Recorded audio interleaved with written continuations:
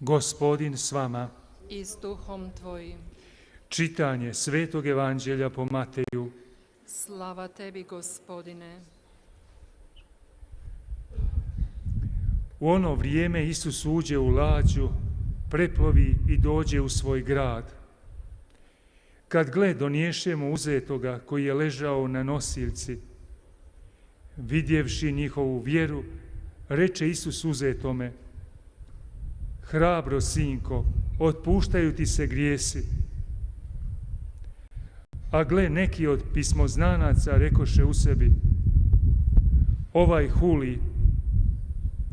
Prozrijevši njihove misli, reče Isus: Zašto snujete zlo u srcima? Da što je lakše reći: Otpuštaju ti se grijesi, ili reći: Ustani i hodi. Ali da znate da je vlastan Sin čovječji na zemlji otpuštati grijehe. Tada reče uzetomu: Ustani, uzmi nosiljku i pođi kući. I on ustate ode kući. Kad mnoštvo to vidje, zaprepasti se i poda slavu Bogu, koji takvu vlast dade ljudima.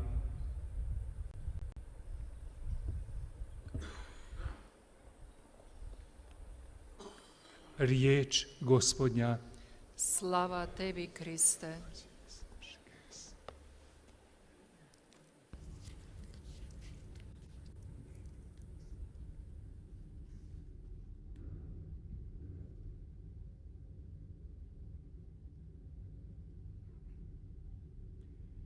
Braćo i sestre, jučer ako smo bili na svetoj misiji, 형제자매 여러분, evanđelje, onda smo čuli kako Isus 어제 우리가 거룩한 미사에 참여했을 때 들은 복음을 기억하실 것입니다. 곧 예수님께서 마귀 들린 두 사람을 자유롭게 해주셨습니다. nakon toga dolaze oni ljudi 악령으로부터 그들을 해방시키셨습니다. da ode od njih.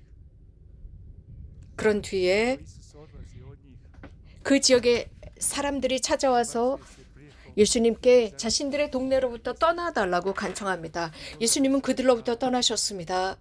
dolazi 그리고 배를 타고 건너편으로 건너가셨습니다.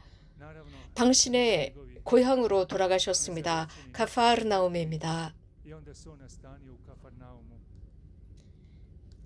나자렛 사람들, Evo, čuli smo 그들은 예수님을 환영하지 않았습니다. u svom evanđelju 그래서 예수님은 가파르나움, 당신의 그 도시에서 살기 시작하셨고, 마테오 복음에서 우리가 들은 것처럼 koji je ležao na nosiljci. 예수님 앞에 마비 환자를 데리고 옵니다. Tih ljudi, evo, 그 침상에 놓은 마비 환자였습니다. došli. 이렇게 마비 환자를 예수님께 데리고 온 사람들의 믿음을 보시 One potrebe 예수님께서는 da nam Bog riješi. Ali Bog 그들이 예수님을 찾아온 그 목적보다도 즉 하나님께서 우리들의 문제를 해결해 주십사라는 이런 목적보다도 하나님께서는 바로 당신의 이런 계획, 그들의 계획을 바꾸어 주십니다. 예수님께서는 가장 먼저 그를 치유하신 것이 아니라 evo kako ga 그의 영혼을 치유하셨습니다. 육체를 치유하시기 전이었습니다. 들은 바와 같이 duhovno, hrabro sinko, otpuštaju ti se grijesi. 그의 믿음을 보시고 영적으로 그를 치유하십니다. 아들아, 내 죄가 용서받았다. 용기를 내어라 였습니다. Zlo. I grijeh je uzrok toliki patnji svakom od nas. 죄야말로 가장 큰 악입니다. Koliko god bili tjelesno zdravi, 죄야말로 우리들 각자의 많은 고통의 원인이 됩니다. 우리가 육체적으로 건강해질 수 있는 것, imat u punini. 육체적으로 건강하면서도 마음 안에 죄가 있다면 우리는 이러한 S nama. 육체적인 완전한 건강, 영육의 완전한 건강을 누릴 수 없습니다. 이런 일은 우리에게도 자주 일어나고 있습니다. 이와 비슷한 일입니다. 우리가 어떤 병을 앓고 있습니다. 어떤 육체적인 어려움에 처해 있습니다. I ovdje u Međugorju 그러면 우리는 여러 병원을 전전합니다. 혹은 성지를 찾아가고 이건 메주거리에도 찾아와서 치유를 청합니다. 이건 메주거리에는 정말 많은 사람들이 육체적으로 치유되었습니다. 그러나 가장 먼저 영적인 치유가 우선되었습니다.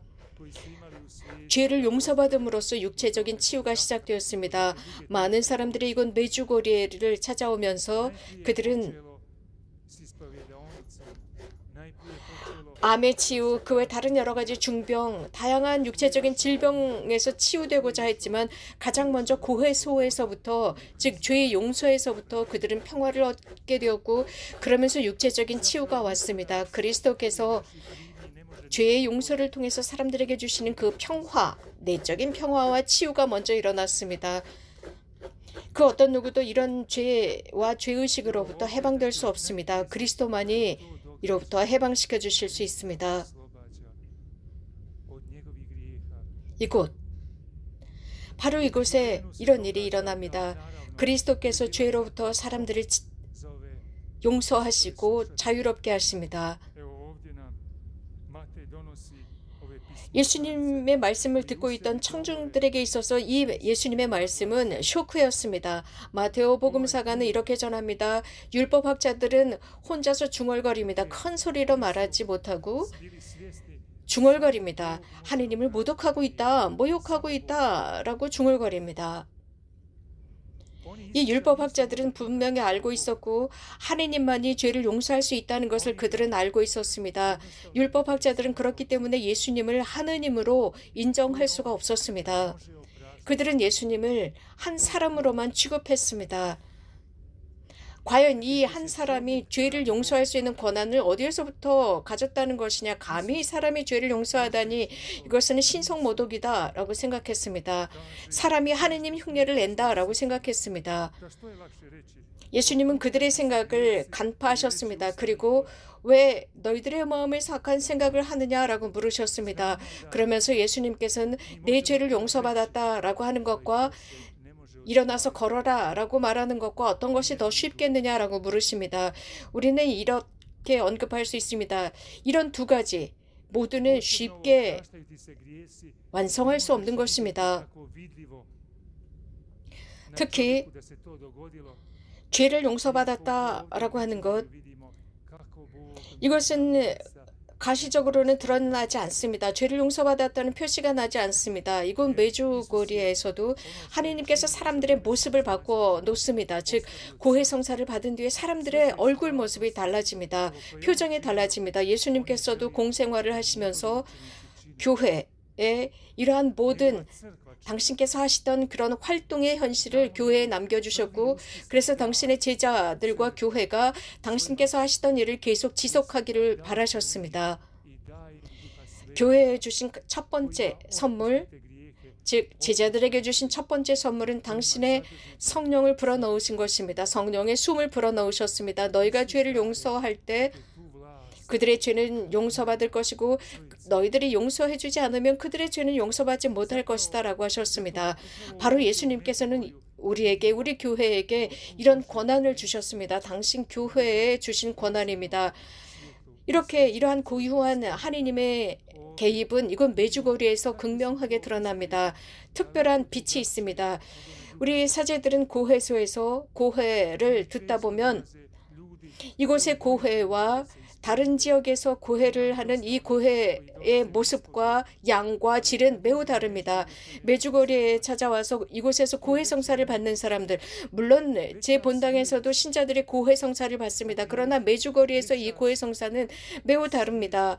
은총이 함께합니다. 그리고 그 은총 때문에 고해자는 자신의 그 죄를 깊이 인식하고 통회합니다. 아주 깊이 통회하고 양심 성찰을 하면서 죄를 고해야 합니다.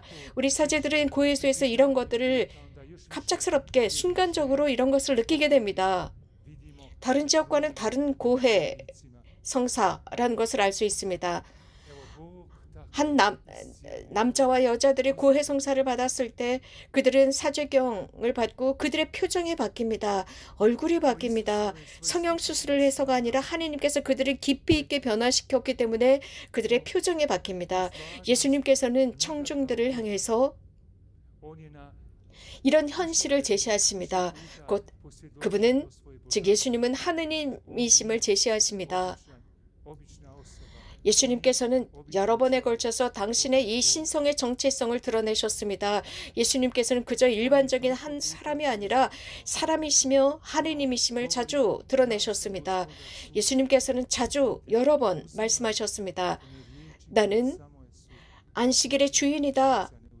안식일의 주인이라는 말씀을 하십니다. 이 말씀은 오로지 하느님과 관계된 말입니다. 각 개인, 당시나 그때나 이 말씀을 제대로 받아들이지 않고 있습니다. 예수님의 신성을 받아들이지 않고 있습니다. 그냥 죽어버렸을 때 은총을 볼 수가 없습니다. 그 은총은 자신들 안에서 느껴야 하기 때문입니다.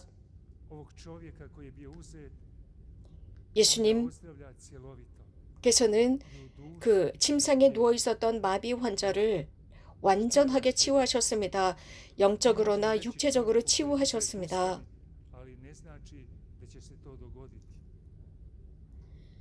그러니 실제적으로 그 마비 환자에게 일어나라 라고 하는 게 더 쉽겠습니까? 그렇게 말한다 할지라도 그 일이 일어나지 않을 것입니다. 그러므로서 예수님께서는 당신의 신성을 확언하십니다. 일어나서 걸어라 라고 하셨습니다. 눈을 뜨게 해주고자 하셨습니다. 예수님께서 당신의 청중들이 눈을 뜨기를 바라셨습니다. 제대로 보기를 바라셨습니다. 이렇게 말씀하셨습니다. 사람의 아들이 이 지상에서 죄를 용서받을 권한을 받았다라고 하셨습니다. 그리고 그 마비 환자에게 일어나서 내 침상을 걷어들고 집으로 돌아가라 라고 했을 때 그는 실제로 집으로 그렇게 걸어 돌아갔습니다. 군중은 이 모습을 보면서 두려움을 갖게 되고 경외심을 갖게 되고 하느님을 찬미합니다. 그들이 하느님을 찬미했습니다. 우리들의 신앙의 중요성입니다. 우리들의 인생 안에서 하느님을 모시는 것입니다. 일독서에서도 그랬습니다. 아브라함의 신앙. 하느님께서는 아브라함을 시험하셨습니다. 하느님을 사랑하는 아브라함을 시험하십니다. 하느님께서 그에게 아주 특별한 축복을 내리셨습니다. 그가 오랫동안 꿈꿔왔던 아들 자손을 주셨습니다. 실제로 아들이 태어납니다. 몇 년 뒤 아브라함은 즉 하느님께서 그를 시험하시기로 하십니다. 그의 외아들을 희생제물로 바치라는 것이었습니다. 신앙이라고 하는 것은 무엇인가 이성으로만 이해할 수 있는 것이 아닙니다. 우리들의 신앙을 활동을 통해서 증언해야 합니다. 구체적인 증언이 필요합니다. 그것은 삶의 활동입니다. 우리 각자의 삶 속에서도 날마다 이러한 시험에 처해 있습니다. 즉 우리들의 신앙을 다시 한번 확인해보는 것이 날마다의 신앙생활입니다. 가끔씩 우리 신앙은 아주 심각한 시험에 처하기도 합니다. 아브라함도 그랬습니다. 아주 심각한 이런 시험에 처했지만 그는 준비되어 있었습니다. 야훼께서 말씀하시는 그것을 이리저리 머리를 굴리지 않고 즉시 대답했습니다. 하느님의 결정은 무엇보다도 가장 좋은 것이라고 그는 알고 있었기 때문에 하느님께서 가장 좋은 것을 주실 것이라는 확신이 있었기 때문에 아브라함은 이리저리 머리를 굴리지 않고 즉시 대답하고 준비되어 있었습니다. 결국 하느님께서는 그의 아들을 희생제물로 하시지 않고 다른 희생제물을 주셨습니다. 어린 양을 순양을 주셨습니다. 이렇게 하느님께서는 당신의 외아들을 우리들의 구원을 위해서 세상에 보내셨고 희생시키셨습니다. 아브라함의 시험은 그를 시험해 보시고 아브라함에게 형용할 수 없는 축복을 내려주셨습니다.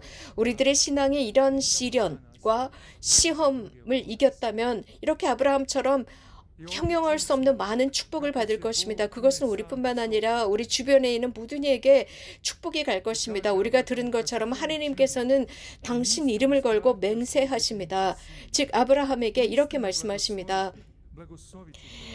너는 내 아들, 너의 외아들까지도 희생하고자 했던 너에게 축복으로 가득 채우겠다. 내 후손이 무한히 늘어날 것이다. 저 하늘의 별들처럼 저 바다의 모래알처럼 많아질 것이다. 너의 자손들이 모든 원수들의 도시를 가득 채울 것이며 너의 자손들은 모든 국가와 모든 민족, 모든 세상 안에서 축복받을 것이다. 너는 나의 음성에 순명했기 때문이다 라고 했습니다. 우리가 이렇게 하나님의 시련과 시험 앞에서 우리가 이겨나가고 이런 큰 시련을 우리가 이겼을 때 이것 시련 자체가 시험 자체가 우리에게는 큰 축복이 됩니다. 말씀드린 대로 우리뿐만 아니라 다른 이에게도 축복이 됩니다. 우리도 아브라함의 후손들입니다. 신앙의 후손들입니다. 하나님께서도 그런 우리에게도 축복을 내리고자 하십니다. 큰 축복입니다. 그래서 중요한 것은 이러한 모든 시험과 시련 속에서 우리의 믿음이 훨씬 더 강해집니다.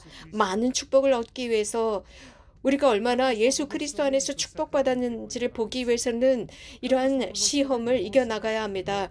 교회의 축복받은 성사들을 통해서 우리는 축복받았고 고해 성사를 통한 죄의 용서를 통해서 우리는 축복받았습니다. 우리가 매번 넘어지고 나락으로 떨어지지만 하나님께서는 매번 우리들을 일으켜 세우십니다.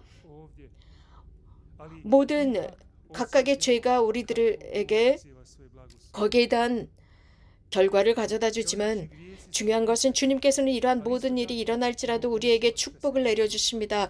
우리들의 죄는 물론 방해 요소들이 되고 방해가 되지만 이런 죄들을 통해서 하나님께서 영광 받으실 것입니다. 우리들의 질병이